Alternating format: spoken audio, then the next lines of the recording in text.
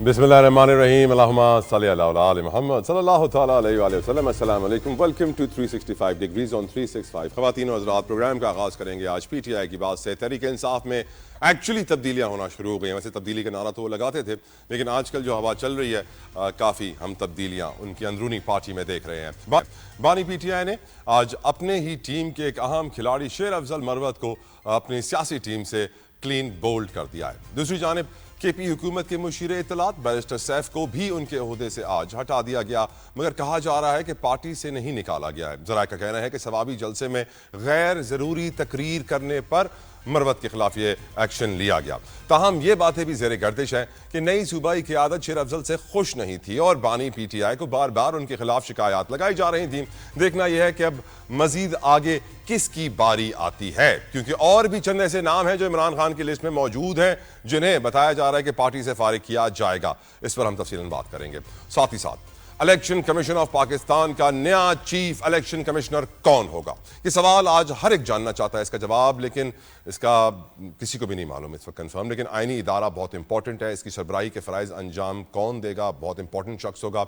ज़राए के मुताबिक चीफ इलेक्शन कमिश्नर और मेंबरान की तैनाती के मामले पर हुकूमत और अपोजिशन के दरमियान मुशावरत शुरू हो चुकी है और बाखबर लोगों का यह भी कहना है कि हुकूमत इस ओहदे के लिए, जी हाँ, साबिक चीफ जस्टिस काजी फाइज ईसा साहब के नाम पर गौर कर रही है। तो दूसरी जानिब अपोजिशन इस नाम की भरपूर मुखालफत करने के लिए तैयार है, जबकि कुछ दीगर नाम भी हैं जो ज़ेरे गौर आएंगे, जिनमें तसद्दुक़ हुसैन जिलानी साहब और नासिरुल मुल्क साहब भी शामिल हैं। देखते हैं, time will tell who will be the next chief election commission of Pakistan. आगे बढ़ते हैं। हमारे वजीर आजम काफ़ी मसरूफ हम देख रहे हैं, बड़ी उनकी परफॉर्मेंस बढ़ गई है। वजीर आजम की IMF की MD से दुबई में मुलाकात हुई है, जहां शहबाज शरीफ ने उनकी सपोर्ट और ताउन के किरदार को सराहा। दूसरी जानिब क्रिस्टलिना जॉर्जियो ने भी पाकिस्तान के मुआशी प्लान की तारीफ की है, जबकि वजीर आजम शहबाज शरीफ ने आज वफाकी काबीना के इजलास में दावा किया कि पाकिस्तान अजीम मुल्क बनेगा, कर्जों से जान छूटेगी। मजीद कहा, सऊदी अरब की खुद मुख्तारी पर पाकिस्तान कभी आंच नहीं आने देगा।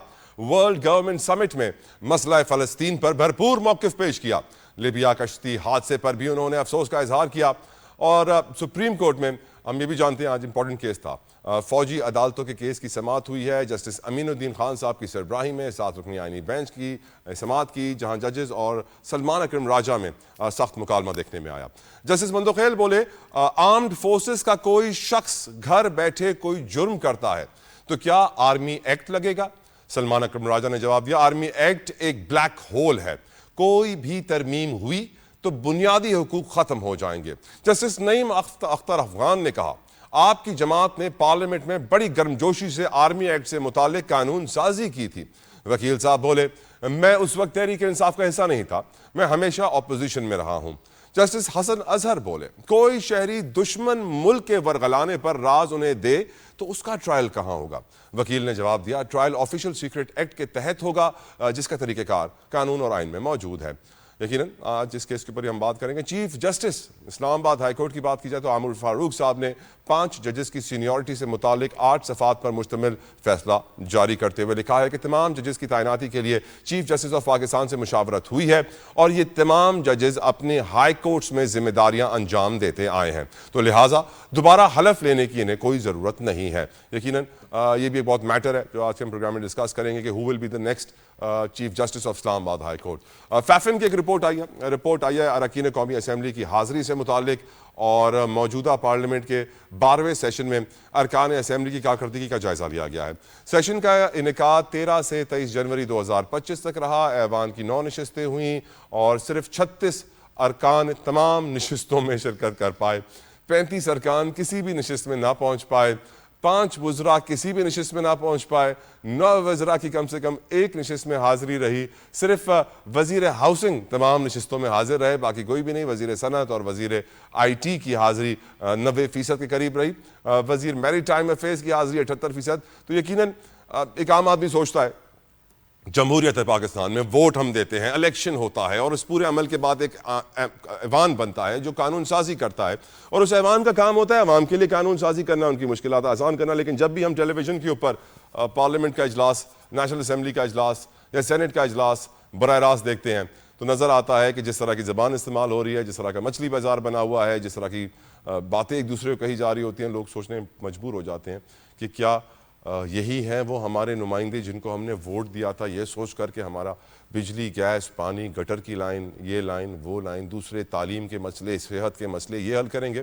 پر matter of the fact is کہ وہ ایوان کے اندر جس طرح کا ماحول ہم دیکھتے ہیں پاکستانی اور سوچتے ہیں کہ آخر وہ دن کب آئے گا کہ جب جس طرح ہم نے گزشتہ دنوں دیکھا ایک سینٹ کی قائمہ کمیٹی میں کہ میڈیکل کے اسٹوڈنٹس کے لیے آواز اٹھائی جا رہی ہے کہ میڈیکل سکولز اور کالجز جو ہیں 150 سے زائد 30 لاکھ روپے پر سیمسٹر لے رہے ہیں ان کو کوئی روکے. یہ وہ قانون سازی ہے جو ہونی چاہیے کہ اگر کوئی سڑک کے اوپر اپنے گھر سے باہر نکل کے کچرا کھلا پھینک دے گا تو اس کو کیا سزا ہوگی. کیونکہ ہم تو دیکھ رہے ہیں کہ پاکستان کے نظام عدل میں کسی دہشت گرد کو سزائے موت بھی 2015 میں ہوئی تھی. گفتگو کا آغاز کریں گے میرے ساتھ بہت معزز مہمان. Start the discussion with none other than the great Qamar Zaman Kaira صاحب. کسی تعارف کے محتاج نہیں ہیں، پاکستان پیپلز پارٹی کے سینئر رہنما ہیں، پاکستان کی سیاست کو بڑے گہرے طریقے سے سمجھتے ہیں، معیشت پہ بھی نظر رکھتے ہیں. کائرہ صاحب ریلی آنرڈ اینڈ گریٹفل سر آپ کے قیمتی وقت کے لیے. السلام علیکم. کائرہ صاحب پہلا سوال جو میں آپ سے کرنا چاہوں گا کیونکہ پاکستان میں ایک بہت امپورٹنٹ آئینی ادارہ ہے الیکشن کمیشن آف پاکستان جس کی ہر کوئی تعریف کرتا ہے، ان کی پرفارمنس ہمیشہ سے اچھی رہی ہے، شاید اسی لیے ہر کوئی کہتا ہے کہ پاکستان میں کبھی انتخابات صاف شفاف نہیں ہو پائے ہیں. سر نئے چیف الیکشن کمشنر کے لیے کیا پیپلز پارٹی کی آپ کو معلوم پڑا ہے کوئی مشاورت ہو رہی ہے، کوئی نام آپ کی پارٹی کی طرف سے دیے گئے ہوں؟ کیونکہ ذرائع کائرہ صاحب یہ کہہ رہے ہیں کہ قاضی فائز عیسیٰ کا نام کافی ہاٹ چل رہا ہے اس پوزیشن کے لیے. وڈ یو ایکسیپٹ ہم؟ آپ سمجھتے ہیں کہ بڑا اچھا فیصلہ ہوگا، ایکسیپٹ کرے گی پیپلز پارٹی اس فیصلے کو اگر نون لیگ کا یہ فیصلہ ہو؟ کائرہ صاحب کی گزارش یہ ہے کہ میرے علم میں تو نہیں ہے کیونکہ یہ پارلیمانی پارٹی کا کام ہوتا ہے، اور اگر مسلم لیگ کی طرف سے وزیر اعظم صاحب کی طرف سے یہ مشاورتی عمل ہوا تو ہماری قیادت کے ساتھ ہوگا. بلاول صاحب اس وقت ملک میں ہیں نہیں، ان کے ساتھ وہ مشاورت کریں گے یا ہماری کوئی کمیٹی ہے. تو ابھی تک میرے علم کے مطابق اس پہ پیپلز پارٹی کا نظریہ نہ دیں، قمر زمان کائرہ کا نظریہ دیں. نہیں، میری ذاتی نظر میں جسٹس قاضی فائز عیسیٰ صاحب بڑے نیک نام آدمی ہیں، انہوں نے بڑی نیک نامی بھی کمائی ہے، لیکن ان کے خلاف بھی اتنی ہی باتیں ہیں. تو کوشش یہ کرنی چاہیے کہ جتنا ہمارے ہاں اس وقت تضاد بڑھا ہوا ہے اس کے اندر ایک ایسی شخصیت جو کسی بھی طرف اس کی الائنمنٹ کے بارے میں شک و شبہات یا لوگوں کے ایک رائے ہو ان سے اعتراض کیا جائے تو زیادہ بہتر ہے. ایسی شخصیات ویسے ملے گی بڑی مشکل سے، لیکن کوشش کی جائے تو شاید مل جائے. تو کوشش یہ کرنی چاہیے کہ انڈسپیوٹڈ، ویسے تو کل ڈسپیوٹڈ ہو ہی جائیں گے جو بھی آئیں گے، کیونکہ ہمارے ہاں یہ رواج بن گیا ہے کہ ہم ہر چیز کو آبجیکٹ کرتے ہیں اپنے اپنے حوالے سے. کل میں آبجیکٹ کرتا تھا، آج کوئی اور کر رہا ہے، پرسوں کوئی اور کرے گا. لیکن یہ کوشش کرنی چاہیے. نور عالم خان صاحب نے سر آج وہ احتجاج کیا ہے جو میں گزشتہ روز اپنے دل میں کر رہا تھا، زبان سے زیادہ کر نہیں پایا میری جتنی طاقت. سر آپ کو عجیب لگا جب آئی ایم ایف کا وفد چیف جسٹس آف پاکستان سے ملتا ہے؟ نور عالم خان صاحب کہہ رہے ہیں آج اگر آئی ایم ایف ہمیں جوڈیشل میٹر پہ ڈکٹیٹ کرے گا، کرپشن کے خاتمے کے لیے ڈکٹیٹ کرے گا، ایڈوائزز دے گا، تو کل وہ ہمارا نیوکلیر ایٹمی پروگرام بھی رول بیک کرا سکتا ہے. Your views on it sir? گزارش یہ ہے جی کہ آئی ایم ایف کا مینڈیٹ کیا ہے، وہ یقیناً اکنامک ایشوز اس کا مینڈیٹ ہوتے ہیں، لیکن وہ آپ کے ملکوں میں ڈیولپنگ کنٹریز کے اندر وہ آپ کی گورننس کو آپ کی اکنامک ڈیولپمنٹ کے ساتھ لنک کر کے دیکھتے ہیں، اور وہ آپ کو مشاورت آپ کو دیتے رہتے ہیں. کنڈیشنز تو وہ آپ کو نارملی آپ کی اکانومی کے حوالے سے لگاتے ہیں، لیکن آپ کو مشاورتی عمل ایسے فورم دیتے رہتے ہیں. یہ ان کا اپنا مینڈیٹ نہیں ہے، اس کے لیے الگ فورم موجود ہے جو آپ کے ہاں فنڈامنٹل رائٹس کے حوالے سے یا باقی چیزوں کے حوالے سے چیزوں کو دیکھتے ہیں. لیکن یہ چمبے کی بات ہے کہ اس دفعہ آئی ایم ایف نے چیف جسٹس صاحب سے بھی ملاقات کرنی چاہیے. ایک بات جو مجھے ابھی تک ڈیٹیل کا تو نہیں پتا، لیکن ایک بات جو مجھے سمجھ آئی وہ شاید ان کے کچھ تحفظات تھے، کیونکہ جب آپ کسی سے قرض لیتے ہیں تو آپ اس کو اپنے اثاثے اس کے پاس گروی رکھتے ہیں، تو اس کے حوالے سے بھی شاید ان کا کچھ تھا ایک تحفظ. اور پھر جو انٹرنیشنل انویسٹمنٹ ہوتی ہے اس کے جب کیسز عدالتوں میں پھنس جاتے ہیں تو اس کی وجہ سے بھی ان کے تحفظات ہوں گے. لیکن بہرحال آئی ایم ایف کا اس پرسپشن کے ساتھ چیف جسٹس صاحب سے ملاقات کرنا بہرحال ہمارے لیے بہت تشویش کا باعث بھی ہے، افسوس کا باعث بھی ہے. لیکن یہ بات بھی آپ یاد رکھیے کہ جو سوورینٹی ہے وہ اکنامک سوورینٹی کے بعد باقی چیزیں چلتی ہیں، اور ہم اکنامکلی سوورن نہیں ہیں. ہم دست نگر ہیں دنیا کے. ہم دنیا سے امداد بھی لیتے ہیں, ہم دنیا سے قرض بھی لیتے ہیں, اور یہ فورم ہمیں بڑے آسان شرائط پہ قرض دیتے ہیں, سبسیڈائز ریٹس پہ, اور لمبے عرصے کے لیے قرضے دیتے ہیں. یہ جو ہمارا خیال ہے کہ یہ وائس رائے کا رول آ جاتا ہے, یہ کوئی سامراجی ادارے ہیں, یہ کوئی نفع کمانے والے ادارے اس طرح نہیں ہیں, لیکن وہ بہرحال آپ کو جو قرض دیتے ہیں اس کی واپسی کا تحفظ بھی چاہتے ہیں, اور وہ قرضے آپ کو ویسے نہیں دیتے کہ آپ اپنے کارخانے لگا لیں, وہ آپ کو قرضے دیتے ہیں کہ آپ اپنی اکانومیز کو درست کریں. اور اس میں ہماری سکسیسو گورنمنٹ سے ان کے گلے شکوے یہ رہے کہ آپ نے ہمارے ساتھ کیے وعدے پورے نہیں کیے, جس کی بدولت ایک مسٹرسٹ کا فیکٹر بھی ہے, اور ان کو اپنے قرضوں کی ادائیگی بھی چاہیے. اور جب آپ دست نگر ہوتے ہیں تو پھر بہرحال عالمی طاقتوں کا اس میں رول بھی ہوتا ہے. کائرہ صاحب, فیفن کی ایک رپورٹ آئی ہے جس سے معلوم پڑتا ہے کہ ہمارے پارلیمنٹیرینز کی پرفارمنس کتنی کمال ہے. آپ نے ماشاءاللہ سر اپنی زندگی سیاست کو دی ہے, بہت سارے ایوان آپ نے دیکھے ہیں. موجودہ ایوان میں اراکین اسمبلی کی کارکردگی کے اوپر آپ کی کیا رائے ہے کائرہ صاحب؟ دیکھیے, اس کا ایک تو پرسپشن ایشو رہا, وہ تو اپنی جگہ چل رہا ہے, لیکن یہ بہرحال تکلیف دہ بات ہے کہ مسلسل میڈیا میں یہ ڈیبیٹ رہا ہے اور اسمبلی کے اندر بھی رہا ہے. ایون ہم حکومت کے اتحادی ہیں تو ہمارے ممبران نے بھی اس پہ احتجاج کیا, وزیر اعظم صاحب سے بھی جا کے وہ ملے اور کوشش کی کہ ان کی اپنی پریزنس وزیر اعظم صاحب کی اگر ہاؤس میں ہوگی تو ممبران بھی آئیں گے, منسٹرز بھی آ کے بیٹھیں گے. تو یہ بہرحال حکومت کا کام ہوتا ہے. سارے وزراء اگر اجلاسوں میں نہیں بھی ہوتے تو وقت کے اوپر تو کم از کم وہ آئیں, کورم تو ان کا پورا ہو, اور جن ممبرز کے جن وزارتوں کے سوال ہوتے ہیں ان کے منسٹرز اگر نہیں آتے یا ان کے پارلیمانی سیکرٹری نہیں آتے تو یہ بڑی افسوسناک بات ہے, کیونکہ بہرحال آپ نے اس ہاؤس کو جواب دہ ہونا ہے. اور دوسرا یہ ہے کہ اس ہاؤس کا وقار بھی ہم نے ہی بلند کرنا ہے. اگر ہمارا یہ خیال ہو کہ سارے ادارے پارلیمان کو جواب دہ ہوں تو پھر سیاستدانوں کی یہ ذمہ داری ہے کہ وہ پارلیمان کے وقار کو, اس کے کردار کو, اس کے امیج کو اتنا امپروو کرے کہ باقی ادارے اس کے نیچے آ جائیں. ادروائز کوئی ذریعہ ایسا نہیں. بالکل ٹھیک. سر, کیا آپ کو لگتا ہے کہ پی ٹی آئی کا کوئی مستقبل, سیاسی مستقبل پاکستان میں بچا ہے؟ دیکھیے, پی ٹی آئی کا مستقبل پی ٹی آئی کے اپنے ہاتھوں خراب ہو رہا ہے یا ہوتا چلا آیا ہے. یہ کوئی صحت مند بات تو نہیں ہے کہ سیاسی جماعت ایک اپنے وتیروں سے ہو, اپنی غلطیوں سے ہو یا کوئی بھی حالات ہو, اگر ان حالات کا شکار ہے تو یہ تکلیف دہ بات ہے, یہ اچھی بات نہیں ہے. کیونکہ ایک جماعت کے متشدد رویے سے یا اس کے سخت رویے سے پاکستان کی پوری ریاست جو ہے وہ جکڑی ہوئی ہے. اب جو وہ مطالبے کر رہے ہیں ان مطالبوں کا بھی پورا ہونے کا جو طریقہ کار ہے وہ نظر نہیں آتا. وہ دوسرے کسی کی بات سننے کو بھی تیار نہیں ہے, اور وہ ہر معاملے میں دوسرے کو شکست دینے کا جو رویہ لے کے بیٹھ گئے ہیں, یہ بھی افسوسناک ہے. تو میں اس کو بالکل تکلیف دہ سمجھتا ہوں. بالکل ٹھیک سر, بالکل ٹھیک. تھینک یو سو ویری مچ قمر زمان کائرہ صاحب آپ کے قیمتی وقت کے لیے. کہنا چاہوں گا مجھے جوائن کیا ہے سینیٹر کامران مرزا صاحب نے فرام JUIFA, کسی تعارف کی محتاج نہیں ہے. کامران مرزا صاحب, thank you so very much sir. آج آپ کی پارٹی کے نور عالم خان صاحب نے میرے دل کی بات کر دی سر, کیونکہ میں بھی کافی حیران تھا, شش و پنج کا شکار تھا, تذبذب کا شکار تھا, سوچ رہا تھا کہ ہوگا کیا.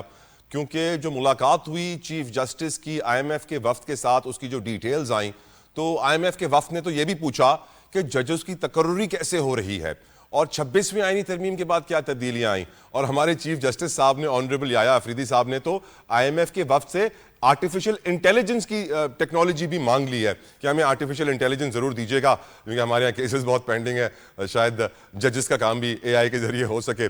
بٹ میں سمجھتا ہوں سر نور عالم خان صاحب نے قوم کے جذبات کی نمائندگی کی ہے, اور اف دس سچویشن ایسکیلیٹس, کیا آپ کی پارٹی کی طرف سے کوئی آواز اٹھائی جائے گی, فضل الرحمان صاحب کی طرف سے کوئی آواز اٹھائی جائے گی؟ کامران مرزا صاحب. مجھے نہیں پتا کہ اپنا نور عالم صاحب کا کیا سٹانس تھا. مجھے سر ان کو بہت افسوس ہوا تھا کہ کیوں ملاقات ہوئی ہے IMF کی وفد کی چیف جسٹس آف پاکستان کے ساتھ, اور وہ وقت دور نہیں ہے ان کے مطابق جب IMF کہے گا کہ اپنے ایٹمی پروگرام کو رول بیک کرو. یہ ان کا سٹیٹمنٹ ہے سر. جی یہ درست ہے, میں ان کی سٹیٹمنٹ کو سپورٹ کرتا ہوں. میرا اپنا جو ہے نا وہ خیال یہ ہے کہ کسی مالیاتی, اور یہ مولانا فضل الرحمان صاحب کی بھی سٹیٹمنٹ یہی آئی ہے سر اب سے تھوڑی دیر پہلے. ظاہر ہے وہ پھر پارٹی کی لائن جو ہے نا، باوجود اس کے کہ مجھے مولانا صاحب کی بھی جو ہے نا اسٹیٹمنٹ کا نہیں پتا، اور مجھے یہ بھی نہیں پتا کہ باقی دوستوں کی اسٹیٹمنٹ کیا ہے، مگر وہ چونکہ ایک پارٹی کے لوگ ہیں تو وہ ذہن ملتا ہے. تو میرا اپنا خیال بھی یہی ہے کہ چیف صاحب کو ملاقات نہیں کرنی چاہیے تھی. چیف صاحب کو ایون اپنے ایگزیکٹو سے بھی ملاقات نہیں کرنی چاہیے، جو کہ پاکستانی ہیں، اور پاکستانی اگر فرض کر لیجیے کہ وہ رائٹلی الیکٹ ہو کے آئے ہیں تو بھی جو ہے نا ملاقات نہیں ہونی چاہیے. کجا کی جو ہے نا کسی دوسرے غیر ملکیوں سے ملاقات ہو اور وہ ہمارے عدالتی نظام کے حوالے سے جو ہے نا وہ لیکن مرتضیٰ صاحب ملاقات میں تو دیکھیں نا، چیف جسٹس صاحب نے تو یہ ان کو کہا آئی ایم ایف کے وفد کو کہ آپ تو بالکل صحیح ٹائم پہ آئے ہیں، ہم تو نیشنل جوڈیشل پالیسی تیار کر رہے ہیں، ہمیں آرٹیفیشل انٹیلیجنس کی ضرورت ہے. یہ باتیں ہونی چاہیے تھی سر. یہ چیف صاحب کا کام نہیں تھا. یہ کام جو ہے یہ ایگزیکٹو کا ہے کہ ہم کو کیا چاہیے اور کیا نہیں چاہیے. یہ چیف صاحب کو اپنے رجسٹرار کے تھرو اپنے ایگزیکٹو کو کہنا چاہیے کہ ہم کو کیا چیز کی ضرورت ہے. ہم دوسرے ملک کے کسی اس کو اگر کوئی اس طرح کی بات کہیں تو یہ جو ہے ہماری عدلیہ کے نظام پہ حرف آتا ہے، اور اس طرح کی بات قطعاً کسی صورت میں مناسب نہیں ہے. اور سر جو عدلیہ اور ایگزیکٹو کے درمیان محاذ آرائی ہو رہی ہے، اس پر کامران مرزا صاحب، محسن کیانی صاحب کی اسٹیٹمنٹ اور speaker national assembly Ayaz Sadiq صاحب کا جواب، آئی ایم ایف کی چیف جسٹس سے ملاقات، دونوں کی اسٹیٹمنٹ کو میں سپورٹ نہیں کرتا. نہ محسن کیانی صاحب کو جو ہے نا یہ اس طرح سے کہنا چاہیے تھا. ججز بولتے نہیں ہیں، ججز لکھتے ہیں، ججز اپنا جو کچھ بھی ہو ان کے پاس جب کیس آتا ہے تو وہ اس میں اپنی ججمنٹس دیتے ہیں، اور جو ایشو ان کے سامنے ہوتا ہے وہ اس کے بارے میں ججمنٹ دیتے ہیں، نہ کہ ایسی بات پہ بولیں جو بظاہر جو ہے نا ان سے متعلق جو ہے کسی نہ کسی طرح سے اس کے مطالب نکالے جا سکے. اسی طرح اسپیکر صاحب نے جو کچھ کیا، جو کچھ کہا، وہ بھی ان کے منصب کے مطابق نہیں ہے، اس کے منافی ہے. ہم کیا دنیا کو یہ تاثر دے رہے ہیں کہ ہمارے ہائی کورٹ کے ججز اور ہمارے اسپیکر صاحب ایک دوسرے کے خلاف بیان بازی کر رہے ہیں؟ سر ایک بریک کا مجھے کہا جا رہا ہے مرزا صاحب، لیکن please stay with us. I want to discussion with you. بہت سارے اور ضروری سوال آپ سے پوچھنے ہیں، لیکن ویوز آپ بھی کہیں مت جائیے گا. Stay with us, we'll be right back. Welcome back viewers. گفتگو کا ہم کنٹینیو کریں گے. ہمارے ساتھ موجود ہے کامران مرزا صاحب فرام JUIFA، اور PMLN سے ہمیں جوائن کیا ہے انجینئر قمر الاسلام صاحب نے. قمر صاحب بہت بہت شکریہ آپ کے وقت کے لیے بھی. میں پہلا سوال اب یہاں پہ کرنا چاہوں گا انجینئر قمر صاحب آپ سے. آج ہمارے وزیر اعظم پاکستان میاں شہباز شریف صاحب نے جو کابینہ کے اجلاس کے بعد جو ہمیں ملی ہیں ڈیٹیلز، وہ کہتے ہیں پاکستان عظیم ملک بنے گا، قرضوں سے جان چھوٹے گی. قمر صاحب کب یہ دن کب آئے گا، میں آپ سے پوچھنا چاہتا ہوں.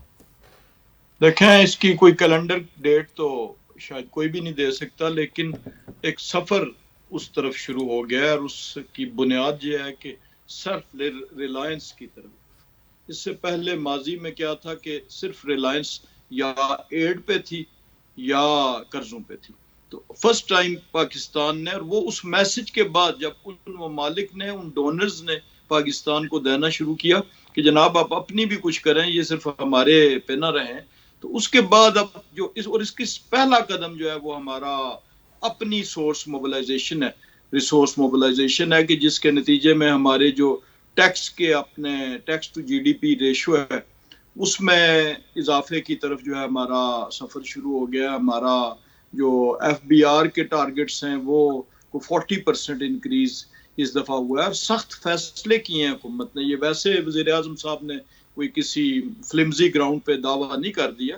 آپ دیکھیں کہ ابھی چند دن پہلے ہی کوئی 11,000 کے قریب یہ سخت فیصلے ہیں، یہ سیاست کو دریا برد کرنے والے فیصلے ہیں ریاست کی خاطر، یہ سیاست کو اپنے کو قربان کرنے والے فیصلے ہیں. 11,000 جو فیڈرل گورنمنٹ میں صرف جو خالی پوسٹیں تھیں وہ ایبالش کی گئی ہیں. رائٹ سائزنگ شروع ہوئی ہے ڈپارٹمنٹس میں، ورنہ اس سے پہلے جو سرکار کو جو ہے وہ ایک سسرال سمجھ کے تو وہ سر وہ بھی IMF نے کروائی ہے نا سر. IMF نے کہا تھا کہ آپ کے 208 اسٹیٹ اونڈ انٹرپرائزز ہیں جو خسارے میں ہیں، ان کو آپ ختم کیجئے، ان کو رائٹ سائز کیجئے. تو سب IMF کے کہنے پہ کیا ہے ہم نے. دیکھیں IMF کے کہنے پہ، اس سے پہلے بھی تو IMF یہی کچھ کہتے رہے نا جی. اب تو ڈیفالٹ سے بچانا تھا نا قمر صاحب. جی تو وہی بات میں بھی کر رہا ہوں جو آپ فرما رہے ہیں کہ جی سفر، آپ نے تاریخ پوچھی تو میں نے کہا جی تاریخ تو میں نہیں دے سکتا، لیکن یہ جو معاملات چلے ہیں اس طرف ٹھیک سر. وہ پہلی دفعہ یہ ہوا ہے کہ سخت فیصلے حکومتوں نے کیے, اور اس کے علاوہ لاتعداد ان کارپوریشنز کو, ایس او ایز جو ہے ہمارے اسٹیٹ اونڈ انٹرپرائزز جو سفید ہاتھی بنے ہوئے تھے, ان کو مور ایفیشینٹ بنانے کا یا ٹوٹلی جو ہے وائنڈ اپ کرنے کے جو فیصلے ہوئے ہیں. منسٹریز کی تعداد تو صرف یک طرفہ نہیں ہے, صرف عوام پہ ٹیکس کا بوجھ نہیں بڑھایا جا رہا, بلکہ ساتھ ساتھ حکومت اپنے آپ کو ایفیشینٹ. یہ بات تو ہے, حکومت نے اپنی تنخواہوں میں 130% ابھی اضافہ کیا ہے, 5,19,000 ہو گئی ہے نیشنل اسمبلی اور سینٹ کی. کامران مرزا صاحب, آپ کی نظر میں جو وزیر اعظم خواب دکھا رہے ہیں اس قوم کو کہ پاکستان ایک عظیم ملک بنے گا, قرضوں سے جان چھوٹے گی, آپ کو اس خواب کی تعبیر کتنے وقت میں نظر آ رہی ہے یا نظر ہی نہیں آ رہی؟ کامران صاحب, ہم دعا تو کر سکتے ہیں, مگر یہ دعا جو ہے بغیر دوا کے ہے. دوا تو اس وقت یہ ہے کہ پچھلے ایک سال میں 2024 میں کرپشن کے انڈیکس میں ہم 2 درجے کا فرق ڈال چکے ہیں, یعنی ہم مور کرپٹ ہو چکے ہیں. یہ ہمارا وہ ہے. آپ کا جو گروتھ ریٹ ہے وہ 1% ہے, آپ کا جو آبادی کا جو ہے وہ گروتھ ریٹ ہے وہ 2.5% ہے, یعنی آپ آبادی کے حساب سے نہیں آگے چل رہے. یعنی آبادی آپ کی 2.5% بڑھے گی اور آپ کا جو باقی جو اکانومی جو ہے وہ آئے گی وہ 1% کے اوپر آ رہی ہے. تو یعنی پھر بھی جو ہے نا آپ 1.5% جو ہے نا آپ کا کم ہوگا, یعنی آپ مائنس میں چل رہے ہیں. تو اس صورتحال میں جب آپ کی 2.5% آبادی بڑھ رہی ہے, اس میں آپ 11,000 نوکریوں کو ختم کر دیتے ہیں, تو اس کا مطلب یہ ہوگا کہ وہ 11,000 لوگ جن کو سرکار, جن کو ریاست اکاموڈیٹ کرتی, وہ کہیں پہ جو ہے نا ان کا چولہا جل جاتا. جب وہ ان کا چولہا نہیں جلے گا تو اس کا نتیجہ کیا ہوگا؟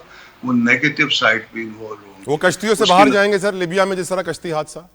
جی ہاں, یہ تیسرا چوتھا حادثہ ہو گیا. یہ ہر روز جو ہے نا ہمارے لوگ ڈوب رہے ہیں. ہم اپنے بچے بیچ رہے ہیں, یہ بچے بیچ رہے ہیں اور اسکول کو خطرے میں ڈال کے بیچ رہے ہیں, بیچ بھی رہے ہیں, اور یہ پھر ہم کو پالتے ہیں.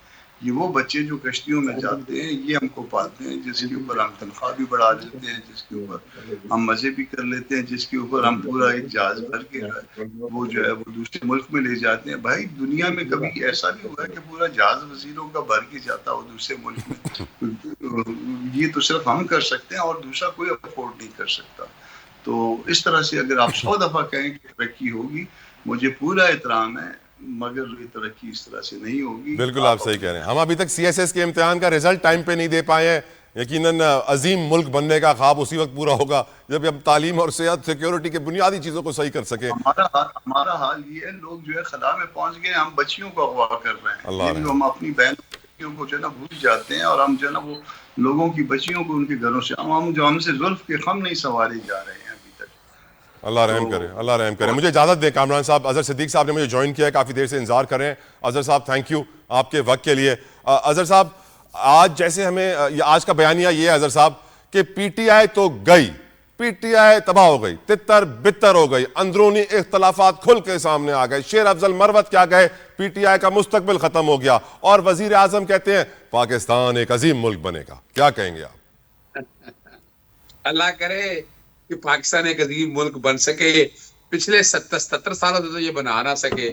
85 سے یہ پروجیکٹ لگائے ہوئے ہیں, جو اسٹیبلشمنٹ کی گود میں پلے ہیں, ان کو آبیاری گیٹ نمبر 4 نے کی, جو ڈکی میں بیٹھ کر میٹنگیں کرنے جاتے رہے. انہوں نے ملک بدلنا ہے, ملک تو انہوں نے بدلنا ہے کہ جو مملکت پاکستان کے لوگوں سے پیار کر رہے ہوں, جو ان کی نبض جانتے ہوں. ابھی ذرا بڑی مزیدار بات بتائی آپ نے, میں سن رہا تھا اپنے نا قمر صاحب کی باتیں, بڑا میں مسکرا بھی رہا تھا, ہنس بھی رہا تھا. اچھا, وہ بتانے بڑے مشکل فیصلے کیا, بتانے لگا مشکل فیصلے کیا کیے. اخباروں پہ خبریں لگائیں, 1.5 صفحے کی تصویر پہ ایک پوری تصویریں لگا کر بتایا کیا کیا. وہ لے لینا جناب, وہ کیا کیا, وہ اپنا قذافی اسٹیڈیم کا اپنا افتتاح کیا. اچھا, کیا کیا, یہ ہارس اینڈ کیٹل شو کیا. وہ کیا کیا, وہ بچوں کے جب ٹک ٹاک کے شو بنا کے. کبھی ذرا قوم کو بتائیے گا اشتہار کتنے دے رہے ہیں اس وقت. سارے عام ایسا ہو رہا ہے, جو باتیں بتا رہے ہیں, میں ان کی بات بتا رہا ہوں کہ جناب اعلیٰ اخبار کا اشتہار دے, 10% پیسے دے, جو مرضی کر لیں آپ.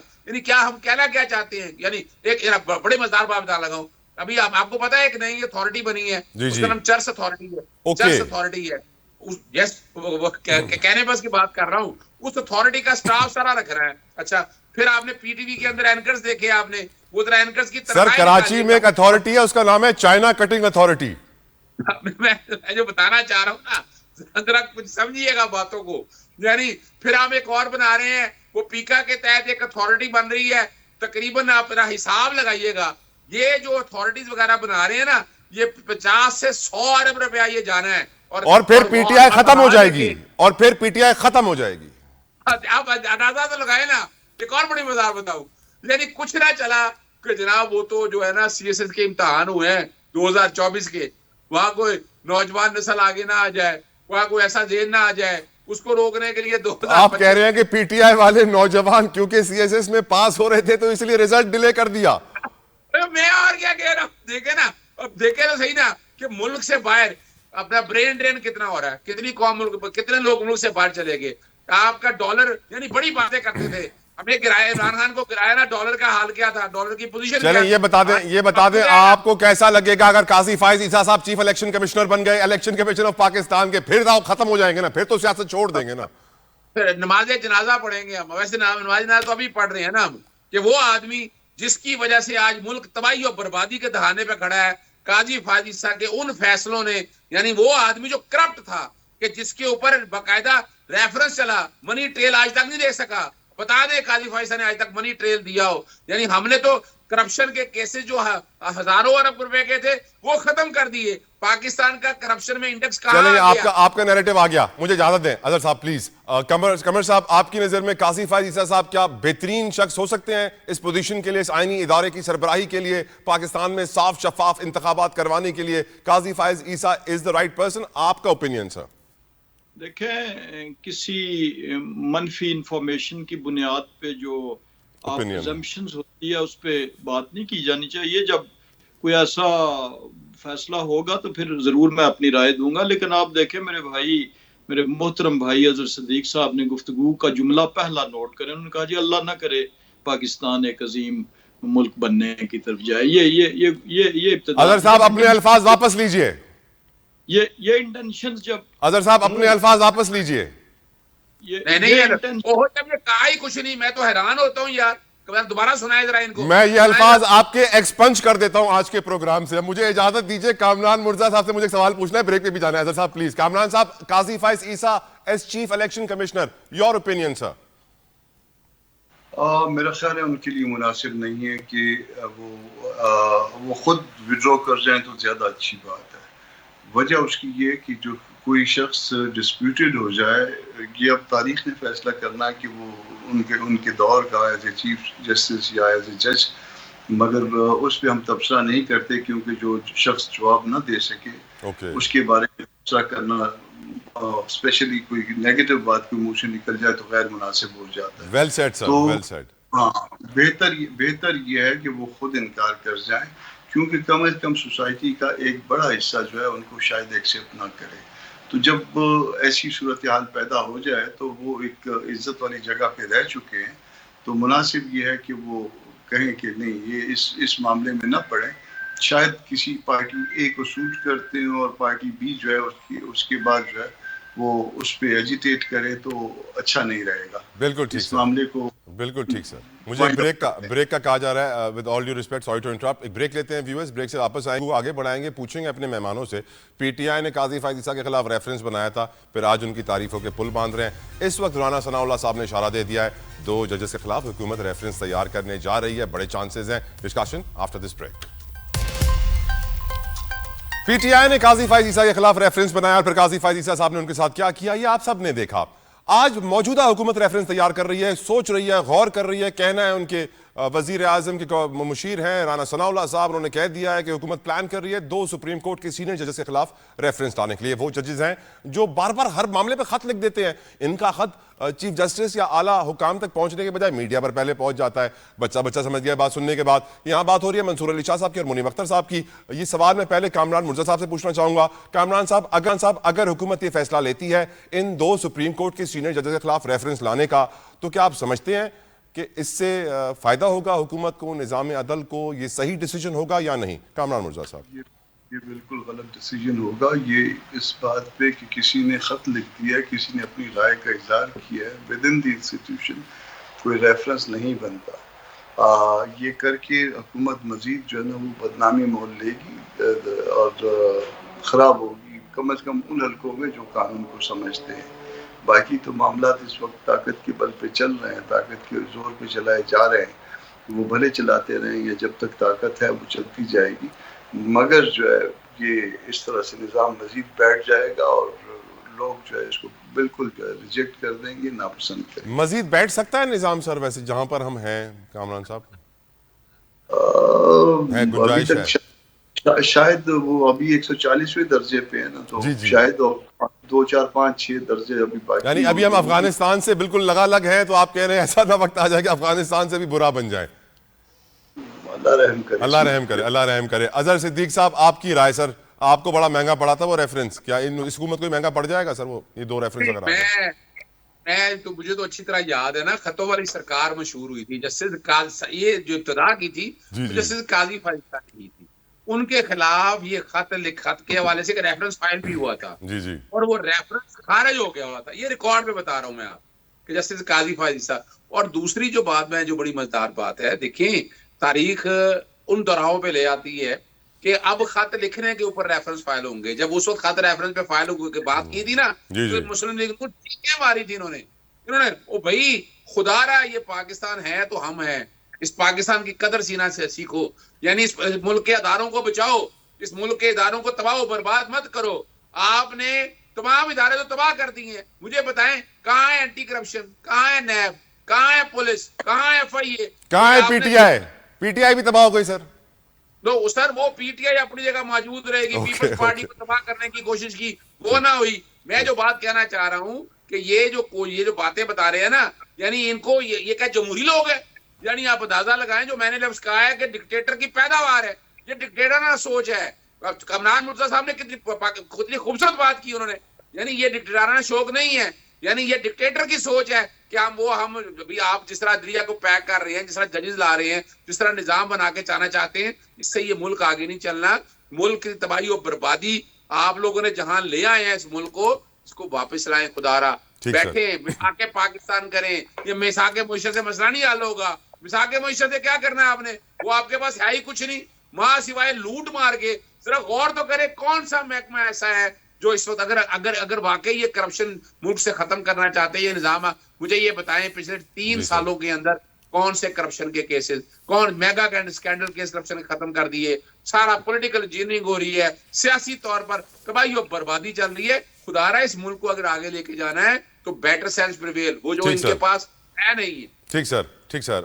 انجینئر قمر صاحب, PTI نے جب قاضی فائز عیسیٰ صاحب پہ ریفرنس بنایا تھا تو ایسٹس بیونڈ مینز کا, کہ ان کے پاس بہت سارا پیسہ تھا, معلوم نہیں تھا کہاں سے آیا, پھر پوچھا گیا منی ٹریل دیجیے, which is the right way to go forward اگر کسی کے پاس ایسا پیسہ ہے تو.